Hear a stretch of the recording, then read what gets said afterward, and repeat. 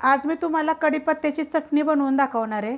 त्यासाठी बघा एक जुडी कढीपत्त्याची घेतलेली आहे, स्वच्छ धुवून घेतलेली आहे बघा, पूर्ण पानं धुवून घेतलेली आहेत। त्यासाठी आपल्याला 7 ते 8 हिरव्या मिरच्या लागणार आहेत, अर्धा इंच आलं लागणार आहे आणि एक गड्डी लसूण घेतलेला, हे आपल्याला कुटून घ्यायचे आहे। आता आपल्याला काय करायचे, हे कढीपत्त्याची पानं काढून घ्यायची आहे ते अशा पद्धतीनं, आणि हे मी चॉपर मध्ये बारीक करणार आहे। तुम्ही बारीक कापून घेतले तरी चालतील। कढीपत्ता बघा बारीक करून घेतलेला आहे, अशा पद्धतीत बारीक करायचे, ह्याच्यापेक्षा जास्त आपल्याला बारीक नाही करायचं। हिरवी मिरची, आलं आणि लसूण बघा मी कुटून घेतलेला आहे। तवा गरम करत ठेवला आहे, त्याच्यामध्ये आपण तेल टाकून घेऊया। तेल आपल्याला 1 चमचा टाकायचे। तेल गरम झालेले आहे, त्याच्यामध्ये छोटा अर्धा चमचा जिरे चांगले भाजले, ह्याच्यामध्ये एक मोठ्या आकाराचा कांदा बारीक कापून घेतला, जास्त बारीक असा कापायचा नाही, अशा पद्धतीत कापायचा। आणि कांदा जरा भाजून घेऊया आणि ह्याच्यामध्ये आपण हिरवी मिरची, आलं आणि लसूण कुटलेलं आहे ते आता हे आपण एकदम मिनिटभर परतून घेऊया बारीक गॅसवर। आणि त्याच्यामध्ये 1 चमचा बघा सफेद तीळ आहे ते पण आता ह्याच्यावर आपल्याला भाजायचे आहेत। आता ह्याच्यामध्ये लगेच आपल्याला 1 मूठभर शेंगदाणे बघा मी भाजून कुटून घेतलेले आहेत, मोठे मोठे कुटल्यात, बारीक जास्त कुटायचे नाही, तर हे पण ह्याच्यावर परतून घ्यायचं।